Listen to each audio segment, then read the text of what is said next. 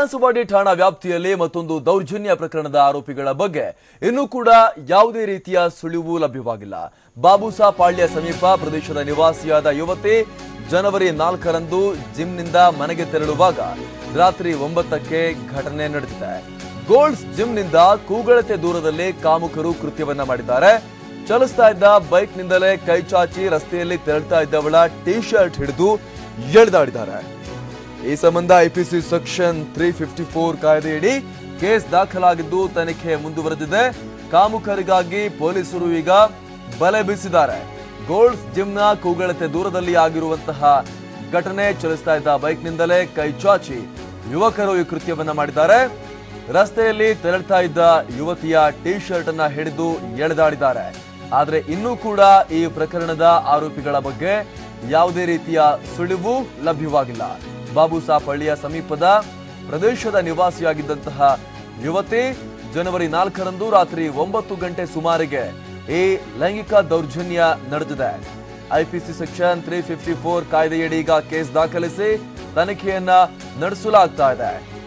ಕಾಮುಕರ ಬಂಧನಕ್ಕಾಗಿ ಪೊಲೀಸರು ಬಲೆ ಬೀಸಿದ್ದು ಈಗ ಹುಡುಕಾಟವನ್ನ ನಡೆಸ್ತಾ ಇದ್ದಾರೆ. ಆದ್ರೆ ಇದುವರೆಗೂ ಕೂಡ ಆರೋಪಿಗಳ ಬಗ್ಗೆ ಯಾವುದೇ ರೀತಿಯ ಸುಳಿವು ಲಭ್ಯವಾಗಿಲ್ಲ. ಬಾಣಸವಾಡಿ ಠಾಣಾ ವ್ಯಾಪ್ತಿಯಲ್ಲಿ ಮತ್ತೊಂದು ಘಟನೆ ಆಗಿರುವಂತದ್ದು. ರಸ್ತೆಯಲ್ಲಿ ಹೋಗ್ತಾ ಇದ್ದ ಯುವತಿಯ ಶರ್ಟ್ ಹಿಡಿದು ಎಳೆಯಲಾಗಿದೆ. ತನ್ನ ಪಾಡಿಗೆ ತಾನು ಜಿಮ್ನಿಂದ ವರ್ಕೌಟ್ ಮುಗಿಸಿ ಮನೆಗೆ ಹೋಗ್ತಾ ಇದ್ದ ಯುವತಿಯ ಟಿ ಶರ್ಟ್ಗೆ ಕೈ ಹಾಕಿ ಎಳೆದಾಡಿದ್ದಾರೆ. ಬೈಕ್ನಲ್ಲಿ ಹೋಗ್ತಾ ಇದ್ದಂತಹ ಕಾಮುಕರು ಬಳಿಕ ಅಲ್ಲಿಂದ ಪರಾರಿಯಾಗಿದ್ದಾರೆ. ಈ ಘಟನೆಗೆ ಸಂಬಂಧಪಟ್ಟಂತೆ ಈಗ ತನಿಖೆ ಕೂಡ ನಡೀತಾ ಇದೆ. ಐಪಿಸಿ ಸೆಕ್ಷನ್ 354 ಅಡಿಯಲ್ಲಿ ಪ್ರಕರಣವನ್ನ ದಾಖಲು ಮಾಡಿಕೊಂಡು ಈಗ ಪೊಲೀಸರು ತನಿಖೆ ನಡೆಸ್ತಾ ಇದ್ದು ಆರೋಪಿಗಳಿಗೋಸ್ಕರ ಹುಡುಕಾಟವನ್ನ ನಡೆಸ್ತಾ ಇದ್ದಾರೆ. ಆದ್ರೆ ಇದುವರೆಗೂ ಕೂಡ ಆರೋಪಿಗಳ ಬಗ್ಗೆ ಯಾವುದೇ ರೀತಿಯ ಸುಳಿವು ಲಭ್ಯವಾಗಿಲ್ಲ. ಬಹುಶಃ ಯಾವುದೇ ರೀತಿಯ ಸಿಸಿಟಿವಿ ಅಥವಾ ದೃಶ್ಯ ಅಥವಾ ಫೋಟೋ ಯಾವುದೂ ಕೂಡ ಲಭ್ಯ ಇಲ್ಲದ ಕಾರಣಕ್ಕಾಗಿ ಈ ಕಾಮುಕರ ಬಂಧನದಲ್ಲಿ ಸಾಕಷ್ಟು ವಿಳಂಬ ಆಗ್ತಾ ಇದೆ. ಇದುವರೆಗೂ ಕೂಡ ಸ್ವಲ್ಪವೂ ಇವರು ಯಾರು ಅನ್ನೋ ಬಗ್ಗೆ ಸುಳಿವು ಲಭ್ಯವಾಗಿಲ್ಲ. ಗೋಲ್ಡ್ಸ್ ಜಿಮ್ನಲ್ಲಿ ವರ್ಕೌಟ್ ಅನ್ನ ಮುಗಿಸಿ ಹೋಗ್ತಾ ಇದ್ದಾಗ ರಸ್ತೆ ಮೇಲೆ ನಡೆದುಕೊಂಡು ಹೋಗ್ತಾ ಇದ್ದಾಗ ಬೈಕ್ನಲ್ಲಿ ಬಂದಂತಹ ಕಾಮುಕರು ಆಕೆಯ ಟಿ ಶರ್ಟ್ ಹಿಡಿದು ಎಳೆದು ಆಕೆ ಮೇಲೆ ದೌರ್ಜನ್ಯ ಎಸಗಿ ಅಲ್ಲಿಂದ ಪರಾರಿಯಾಗಿರುವಂತಹ ಘಟನೆ ಇದು. ಜನವರಿ 4ರಂದು ರಾತ್ರಿ 9 ಗಂಟೆಗೆ ಆಗಿರುವಂತಹ ಘಟನೆ. ಈ ಘಟನೆಗೆ ಸಂಬಂಧಪಟ್ಟಂತೆ ಈಗಾಗಲೇ ತನಿಖೆ ಕೂಡ ಆರಂಭ ಆಗಿದೆ. ಆದ್ರೆ ಇದುವರೆಗೂ ಯಾವುದೇ ರೀತಿಯ ಸುಳಿವು ಆರೋಪಿಗಳ ಬಗ್ಗೆ ಪತ್ತೆಯಾಗಿಲ್ಲ.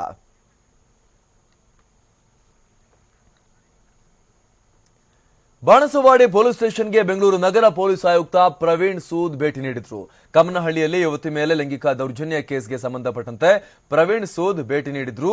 ಪ್ರಕರಣದ ಬಗ್ಗೆ ಸಂಬಂಧಪಟ್ಟಂತೆ ತನಿಖಾ ತಂಡದಿಂದ ಆಯುಕ್ತರು ಮಾಹಿತಿಯನ್ನ ಸಂಗ್ರಹ ಮಾಡಿದ್ದಾರೆ. ಈ ವೇಳೆ ಹೆಚ್ಚುವರಿ ಪೊಲೀಸ್ ಆಯುಕ್ತ ನಿಂಬಾಳ್ಕರ್ ಕೂಡ ಆಯುಕ್ತರ ಜೊತೆ ಸಾಥ್ ನೀಡಿದ್ದಾರೆ. ಕಮ್ಮನಹಳ್ಳಿ ಪ್ರಕರಣಕ್ಕೆ ಸಂಬಂಧಪಟ್ಟಂತೆ ತನಿಖೆ ನಡೆಸುತ್ತಿರುವ ತಂಡದಿಂದ ನಗರ ಪೊಲೀಸ್ ಆಯುಕ್ತರು ಮಾಹಿತಿಯನ್ನ ಕಲೆ ಹಾಕಿದ್ದಾರೆ. ಪ್ರಕರಣದ ಸ್ಥಿತಿಗತಿ ಸದ್ಯಕ್ಕೆ ಏನು, ಸ್ಟೇಟಸ್ ಏನಿದೆ, ಎಲ್ಲಿವರೆಗೂ ಕೂಡ ತನಿಖೆ ಬಂದಿದೆ, ಆರೋಪಿಗಳು ಬಾಯ್ಬಿಟ್ಟಿರುವ ಅಂಶಗಳು ಏನು ಇತ್ಯಾದಿಗಳ ಬಗ್ಗೆ ನಗರ ಪೊಲೀಸ್ ಆಯುಕ್ತರು ಬಾಣಸವಾಡಿ ಪೊಲೀಸ್ ಅಧಿಕಾರಿಗಳಿಂದ ಮಾಹಿತಿಯನ್ನ ಕಲೆ ಹಾಕಿದ್ದಾರೆ.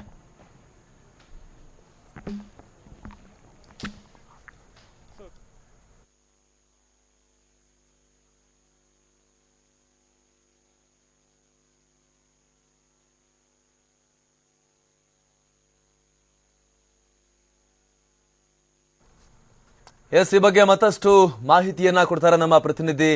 ಈಗ ನೇರ ಸಂಪರ್ಕದಲ್ಲಿ ಜಾಯಿನ್ ಆಗಿದ್ದಾರೆ ಶಿವಪ್ರಸಾದ್, ಬಾಣಸವಾಡಿ ಠಾಣೆ ಬಳಿಯಿಂದ ಲೈವ್ ಇದ್ದಾರೆ. ಶಿವಪ್ರಸಾದ್, ಈಗ ಈ ಪ್ರಕರಣಕ್ಕೆ ಸಂಬಂಧಪಟ್ಟಂತೆ ಇದುವರೆಗೂ ಯಾವುದೇ ರೀತಿಯ ಸುಳಿವು ಪತ್ತೆಯಾಗಿಲ್ಲ. ಯಾಕಂದ್ರೆ ಯಾವುದೇ ರೀತಿಯ ಫುಟೇಜ್ ಇಲ್ಲ, ಫೋಟೋ ಕೂಡ ಇಲ್ಲ, ಗುರುತು ಕೂಡ ಪತ್ತೆ ಇಲ್ಲ. ಹಾಗಾಗಿ ಪೊಲೀಸರಿಗೆ ಈಗ ಸವಾಲಾಗಿ ಪರಿಣಮಿಸಿದೆ ಪ್ರಕರಣ. ಈಗ ಶಿವಪ್ರಸಾದ್.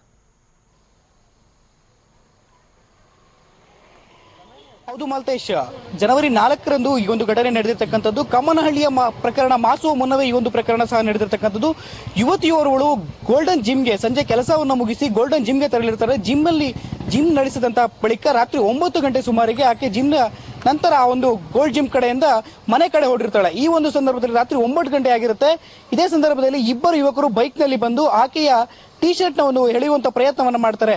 ಆಕೆಯೂ ಸಹ ಅಂದೇ ತನ್ನ ಪೊಲೀಸ್ ಠಾಣೆಗೆ ಬಂದು ಈ ಒಂದು ಪ್ರಕರಣದ ಸಂಬಂಧ ಕೃತ್ಯವನ್ನು ನಡೆದಿರ್ತಕ್ಕಂಥ ಸಂಬಂಧ ಪ್ರಕರಣವನ್ನು ಸಹ ದಾಖಲಿಸಿರುವಂತದ್ದು. ಆಕೆಗೆ ಹೇಳ್ತಾಳೆ, they touch my shirt, they touch my T shirt ಅನ್ನೋ ಒಂದು ಪದಗಳನ್ನು ಬಳಕೆ ಮಾಡುವುದರ ಮೂಲಕ ಪೊಲೀಸ್ ಠಾಣೆಯಲ್ಲಿ ದೂರನ್ನು ನೀಡುತ್ತಾಳೆ. ಈ ಒಂದು ದೂರಿನ ಸಂಬಂಧ ಪ್ರಕರಣವನ್ನು ಪೊಲೀಸರು ಜನವರಿ 5ರಂದು ದಾಖಲಿಸಿಕೊಂಡಿರ್ತಕ್ಕಂಥ ಇದೇ ಒಂದು ದೂರಿನ ಆಧಾರದ ಮೇಲೆ ಬಾಣಸ್ವಾಡಿ ಪೊಲೀಸರು ಪ್ರಕರಣದ ಹಿನ್ನೆಲೆಯಲ್ಲಿ ಗಮನಿಸ್ತಾ ಯಾವುದಾದ್ರು ಸಿಸಿಟಿವಿ ದೃಶ್ಯಾವಳಿಗಳು ಈ ಒಂದು ಸರ್ವಿಸ್ ರಸ್ತೆಯಲ್ಲಿ ದಾಖಲಾಗಿರುವ ಕುರಿತಂತೆ ಎಲ್ಲರೂ ಪರಿಶೀಲನೆ ನಡೆಸಿದ್ದಾರೆ.